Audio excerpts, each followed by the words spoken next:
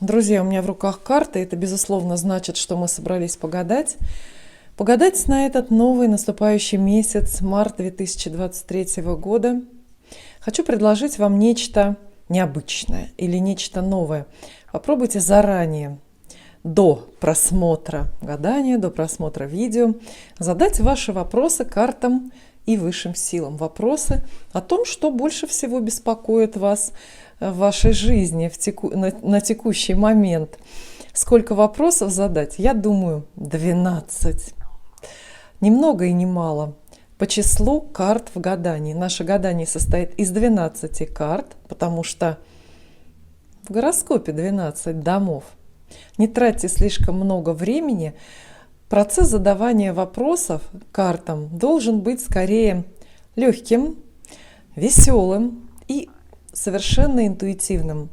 Если вы ответственно к этому заданию отнесетесь, вы сами удивитесь, насколько легче вам окажется понять себя, собственные потребности и желания, и насколько более полными, личными и понятными будут для вас ответы карт.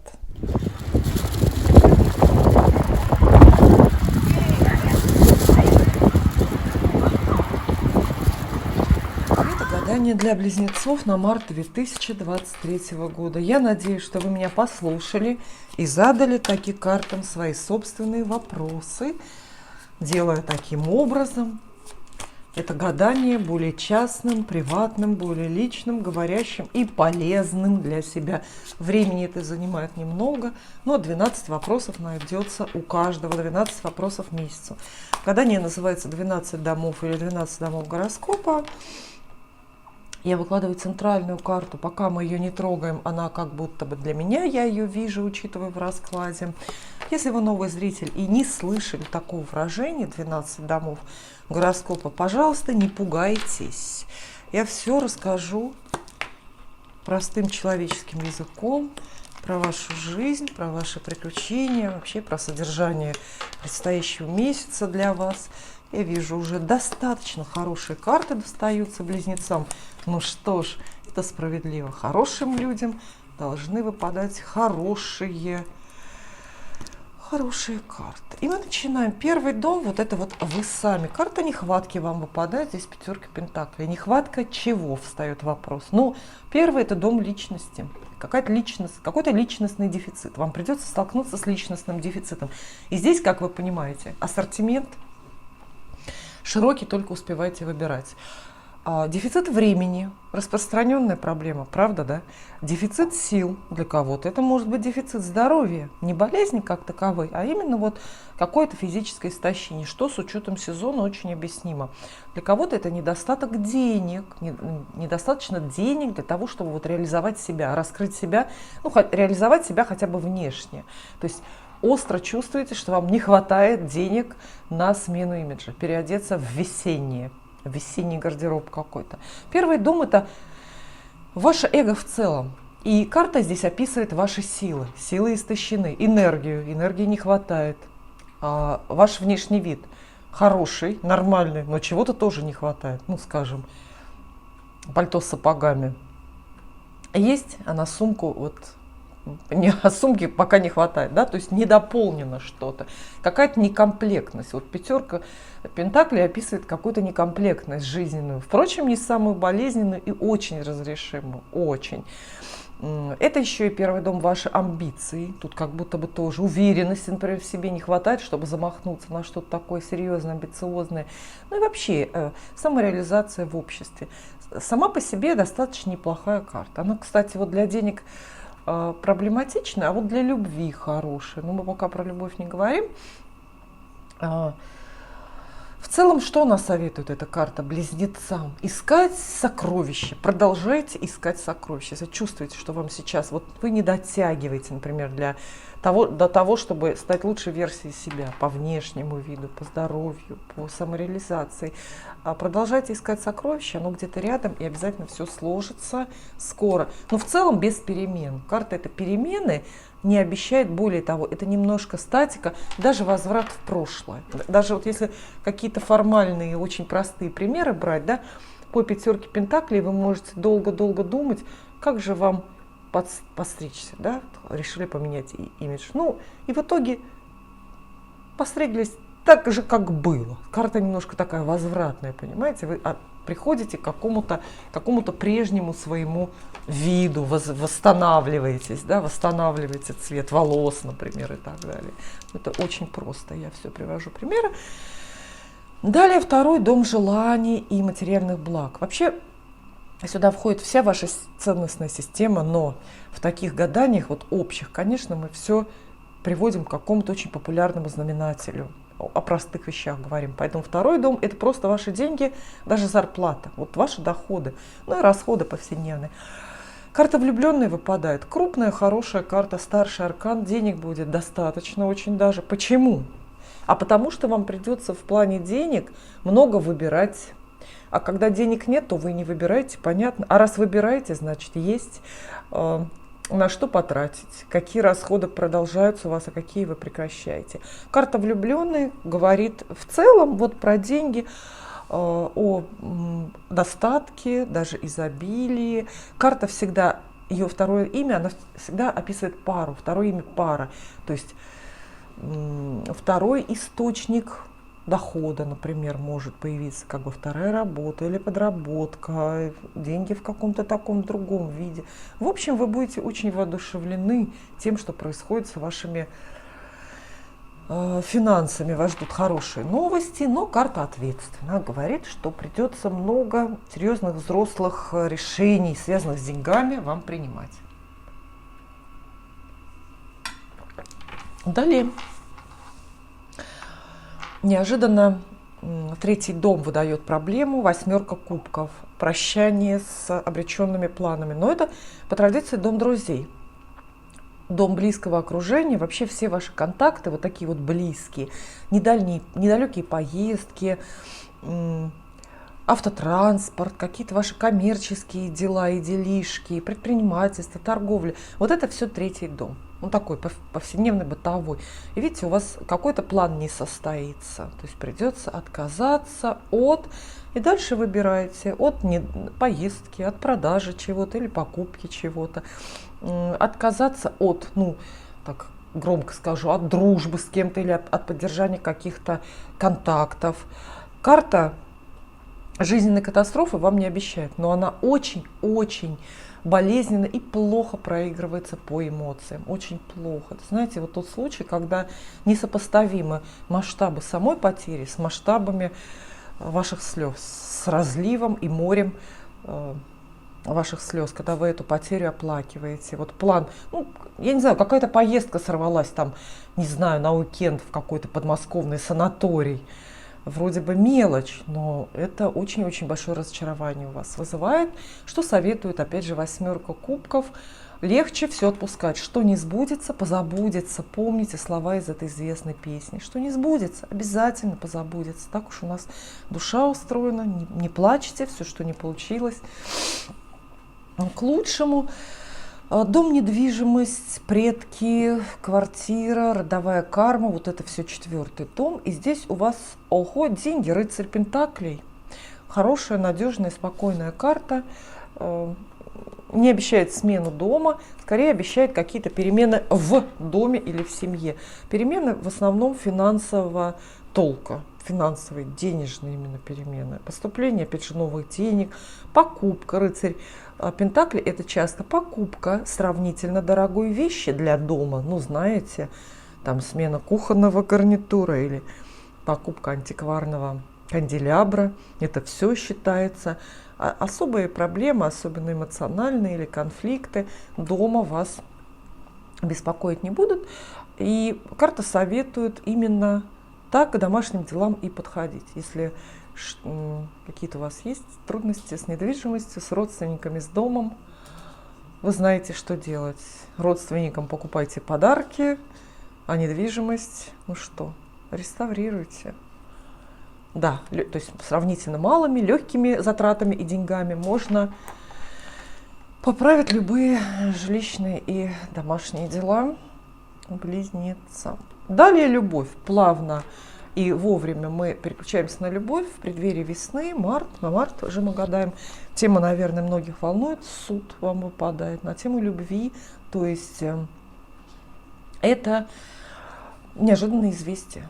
Видите, как здесь изображена, естественно, сцена страшного суда, и такой глаз Божий ангел тут передает. То есть вас какое-то вот невероятное, непредсказуемое, невозможное известие ждет на тему любви. И тут, конечно, тоже выбор довольно большой. Если вы одинокий человек, то это известие вполне может быть новым знакомством и новым чувством, да, как вот страшный суд.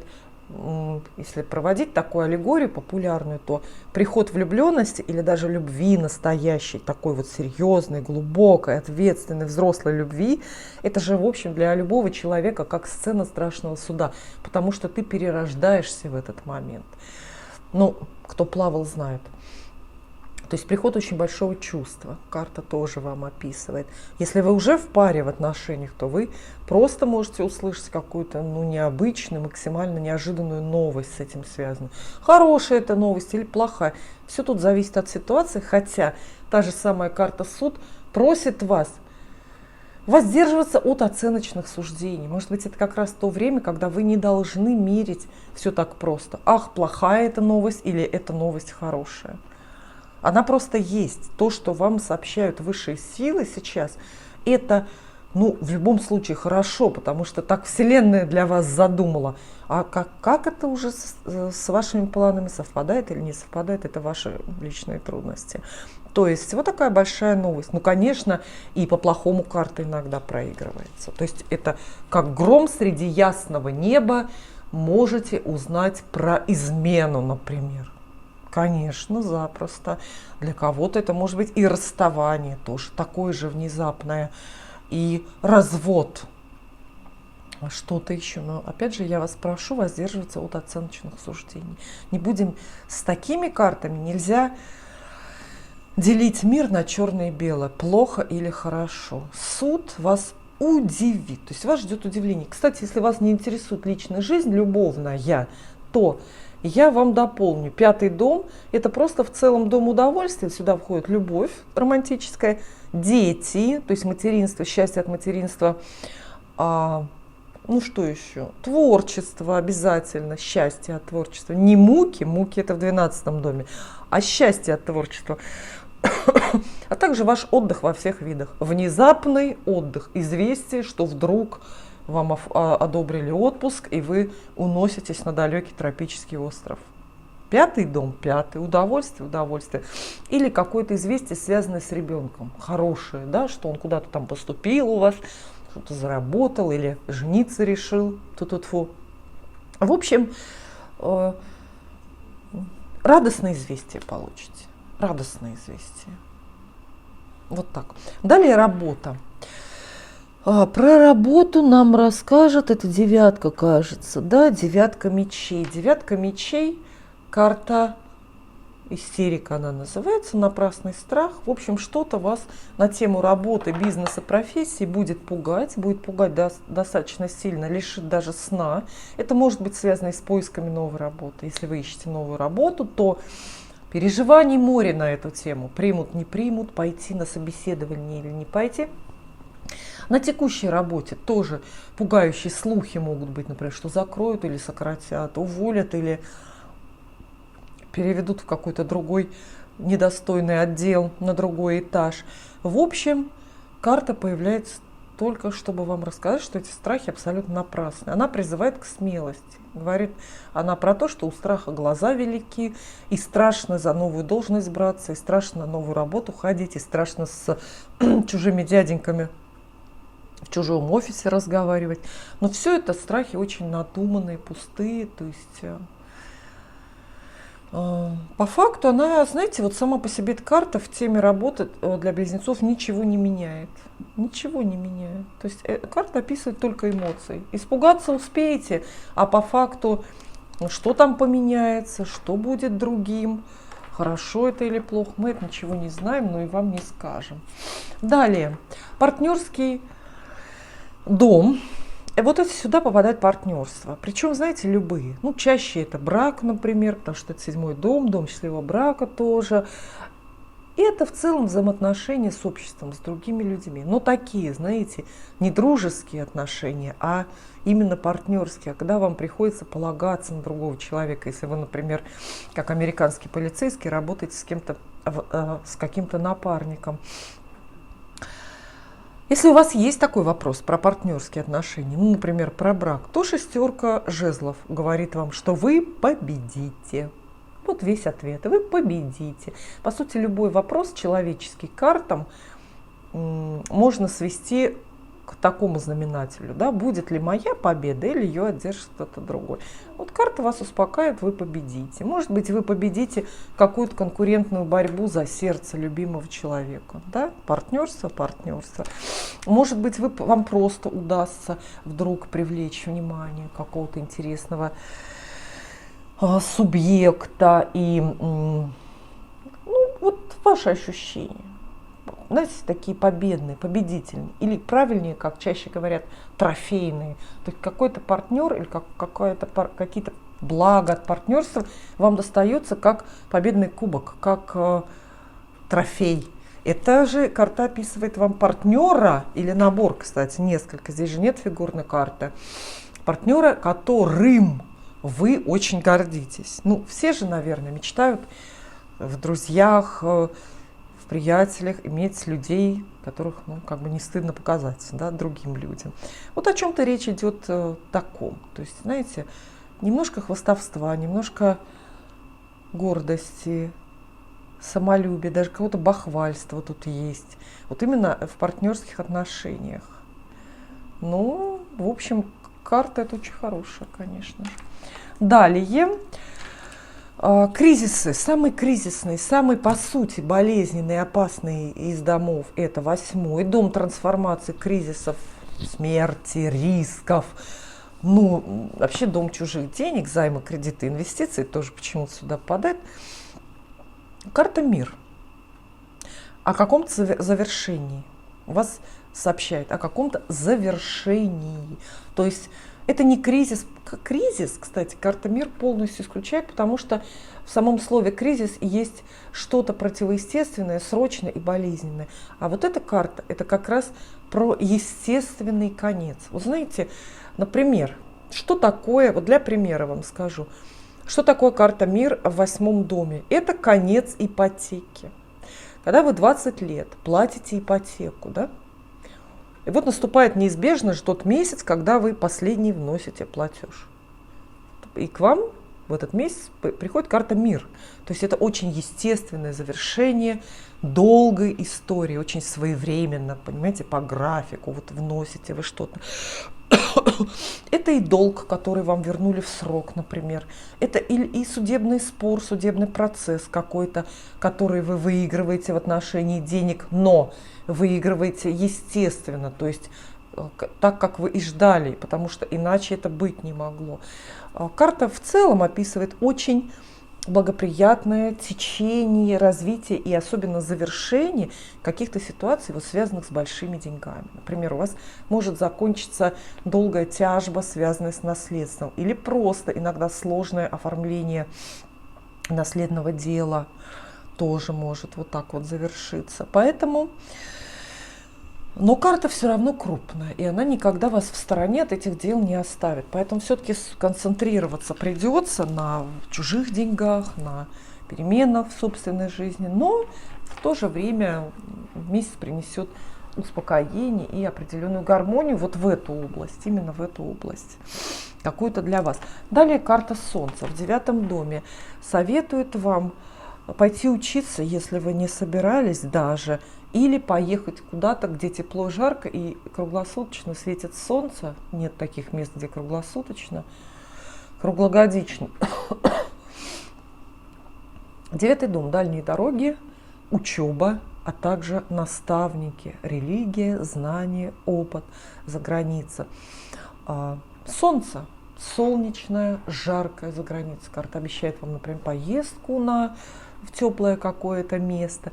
Ну, вообще во всех вышеперечисленных темах рассчитывайте на успех и занимайтесь этим. Солнце вносит ясность в тему. Становится понятно, например, куда пойти учиться, какую дополнительную специальность освоить, куда поехать. Ваши взаимоотношения с заграницей или с заграничными родственниками или заграничными партнерами очень как будто бы озаряются, освещаются и становятся, ясными, понятными. Ну и вообще, Солнце, выпадая в любом раскладе, становится его энергетическим центром. То есть, по сути, мы можем так ответить на вопрос, где вам взять близнецам силы для продолжения счастливой жизни, да, радостной борьбы, для продолжения, например, творчества или работы. Да вот же где. Ну вот же вам 9-й дом, Солнце. Поезжайте туда, где тепло, напитывайтесь жарой, солнечным светом и так далее, всем, что там есть. Вот. Или, если что-то не нравится, где-то вы заскучали в жизни, запереживали на работе, расстались с подругой, то же самое. Не хотите ехать куда-то, ступайте учиться. Ступайте учиться, это тоже принесет очень много сил. И даже какое-то счастье вам принесет. Далее. Ваши цели. Ваши самые честолюбивые цели, связанные с авторитетом, карьерой, например. Это все 10-й дом, карта сила. Она такая очень ресурсная, очень содержательная, непосредственно, чаще всего 10-й дом называют домом карьеры. Непосредственно назначение на новую должность карта, знаете как, и обещает, и нет, потому что это карта разговоров, переговоров. Вот, как правило, да, она описывает очень эффективные разговоры, переговоры на тему вашей карьеры. Вы можете в поисках новой работы, например, какие-то очень продуктивные вести переговоры, очень продуктивные, то есть вы сближаетесь с нужными людьми или с каким-то человеком, и у вас завязывается контакт с кем-то, но результат пока может быть не ясен.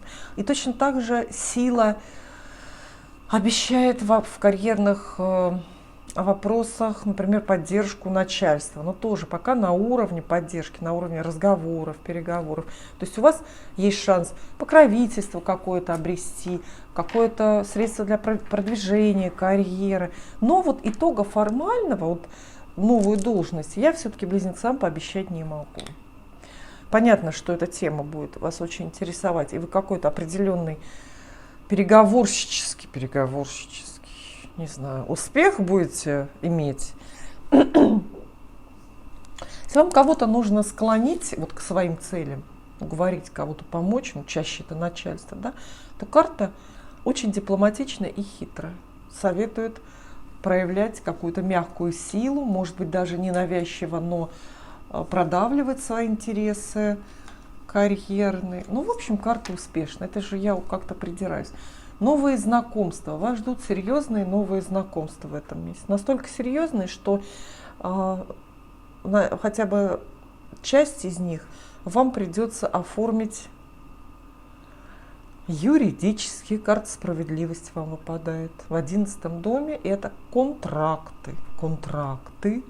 Это какие-то документы, это какие-то договоренности, взрослые, серьезные. Договоренности эти не имеют отношения к вашим друзьям или родственникам, например. Здесь вообще нет ни слова частной приватной жизни. Это, безусловно, новые договоренности с незнакомыми людьми, которые остаются далеко от вас. Например, если вы подписываете какое-то соглашение о партнерской программе на YouTube, если у вас там есть канал, то это все будет как раз карта справедливости по 11-му дому. Если у вас есть какой-то партнерский бизнес, и вы заключаете клиентский, скорее, бизнес, и вы заключаете множество договоров на обслуживание, например, с клиентами, то это как раз справедливость в 11-м доме. Очень продуктивная карта. Кстати, обратите внимание, что карты близнецам достаются крупные, много старших арканов. Поэтому месяц не случайно не проходной. Жизнь этот месяц очень даже прилично поменяет. И 12-й дом.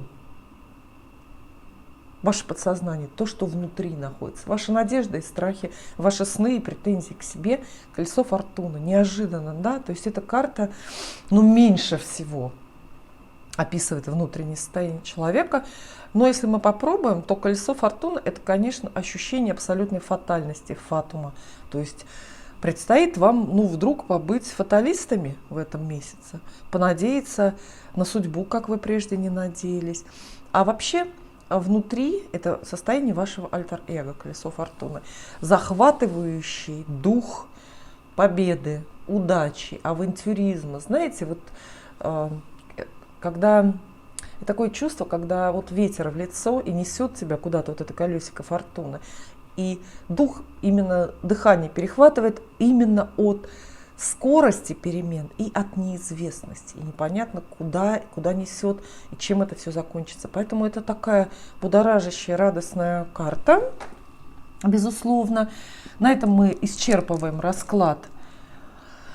Я надеюсь, что рассказала все это оптимистично и понятно. И все-таки вернемся к центральной карте. Вот все она лежала и раздавала, знаете, такой своеобразный Wi-Fi всему раскладу. Восьмерка жезлов, карта скорости и разного случайного везения. Для примера, такой сюжетец сказочный Иван Дурак достает из колчана стрелу, натягивает, растягивает тетиву на луке своем и выстреливает. И вот эта его стрела летит далеко-далеко куда-то в болото. И никто еще не знает, что Ивану Дураку повезет больше всех, потому что он отхватит как раз-таки вот царевну лягушку саму. Вот этот сюжет полностью воплощает восьмерка жезлов. Что это говорит о том? Это такие массовые советы близнецам. Стреляйте куда попало, да? Не оглядываясь, рискуйте, бродите по болотам в поисках своей судьбы и так далее. Ничего не откладывайте. Карта рекомендует много такого, даже бытового, ну, безрассудства, что ли. Карта это очень скоро. Она говорит, что везения много у вас в это время, и это везение лучше поторопиться взять. Карта советует вам сохранять каждый день бодрый, жизнеспособный внешний вид, улыбку, и карта советует настроиться на лучшее. Спасибо.